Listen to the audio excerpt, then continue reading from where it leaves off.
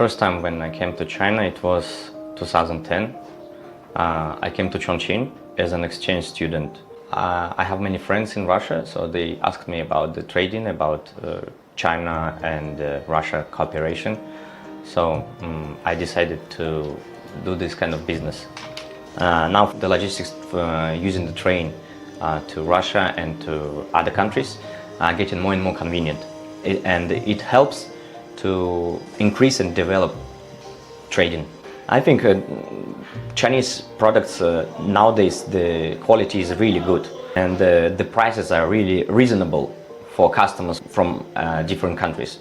We have maintained cooperation with dozens of Chinese companies and our trade is increasing every year. Our company cooperates with many countries such as Russia, Serbia, Germany, Kazakhstan.